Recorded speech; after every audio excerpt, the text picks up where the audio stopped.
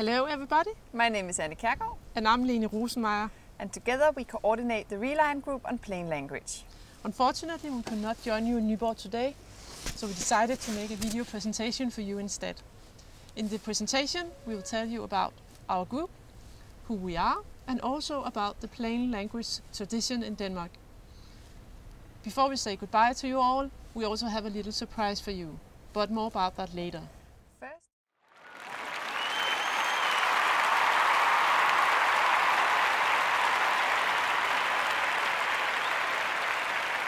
First, we'll tell you a little bit about the Reline group and plain language. We're still very new and starting up, and you'll therefore see our first activities here in 2012.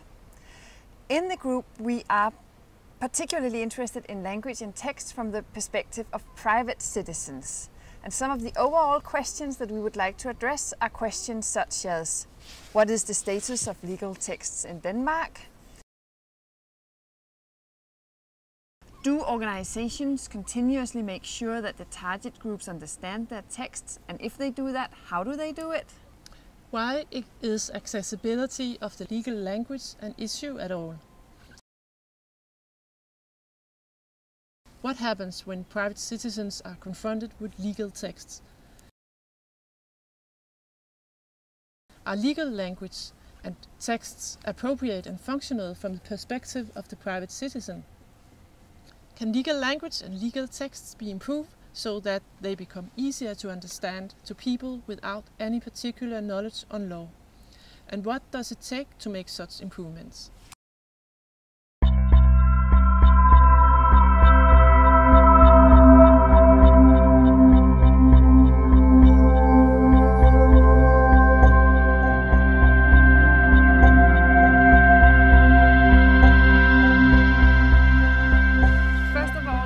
To present ourselves. My name is Anne Kjærgaard and I work at the Danish Language Council. I wrote my PhD on language campaigns in public institutions. My PhD was based on 2 case studies, and one of them was a language campaign in the courts of Denmark. Basically, I focused on 2 questions in my PhD. The first question was, what were the textual effects of the 2 language campaigns that I used as case studies? And the reason for doing that was that one of the goals of these 2 language campaigns was to change the way that texts were written in the organizations. So I was interested in finding out whether the text actually changed according to the guidelines that were promoted in these 2 language campaigns.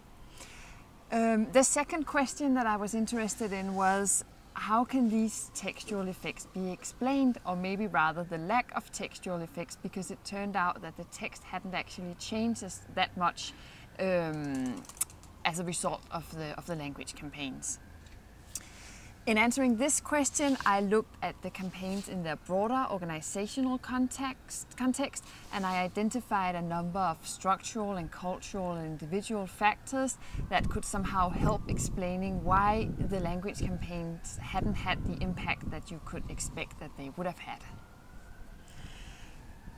At the moment, I'm a postdoc student at the Danish Language Council. In my postdoc project, I test whether the traditional guidelines on plain language actually result in better understanding by actual readers. I draw on data from the Danish tax authorities, who have made a large effort to make their texts easier to understand and more polite. So the question is, do the text actually become easier to understand and more polite if you revise them according to these traditional plain language guidelines? I answer this question by letting groups of actual readers read the text, and then I let them answer some questions about the text. My name is Lene Rosenmeier, and I'm a lawyer and a journalist, and I have been working in the field of plain legal language for about 15 years. Actually, I started during my studies where I wrote a thesis about plain legal language. Later on, I also wrote a book about the subject called Get the Message Out. Today, I'm a lecturer at the Faculty of Law in Copenhagen, where I teach law students, how to write clearly. The last 5 years I have worked in the legal profession, helping lawyers to communicate clearly with their clients.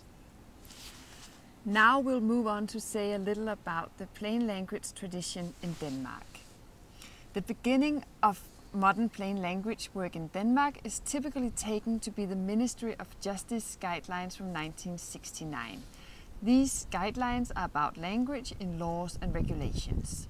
The guidelines have had a great influence on the Danish work on plain language, particularly when it comes to identifying the linguistic and textual features that are considered problematic.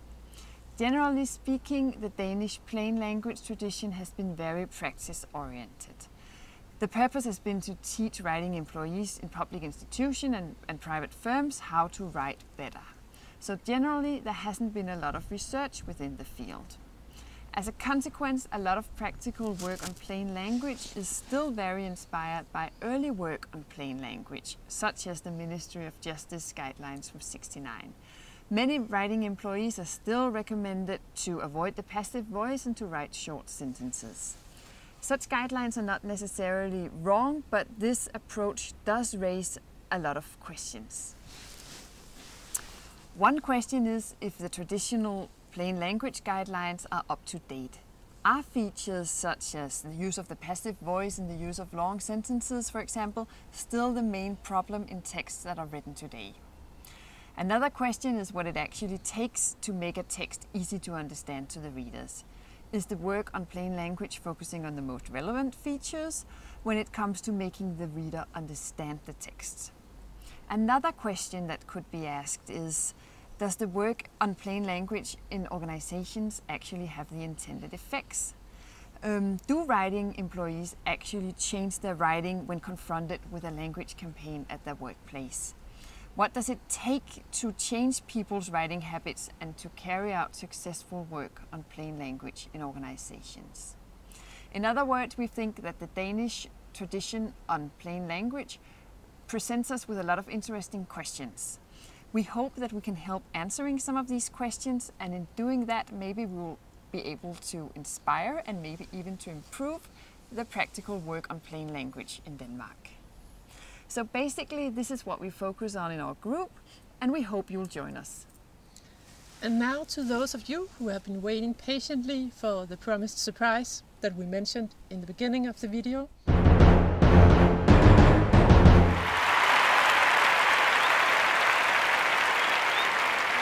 Here it comes.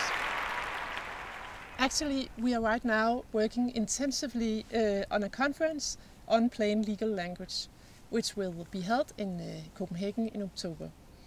And you are of course all invited to the conference. So if you think this sounds interesting, we'd like to very much to hear from you. At the conference, a number of interesting speakers from different areas of the legal field will tell you about how they communicate with their target groups and what they are focusing on. The final program will be published in a couple of days. If you would like to join us at the conference, please send us an email at this address. You can also sign up on LinkedIn at the Klart Juridisk group. We're looking forward to seeing you all in October. Bye bye. Bye bye.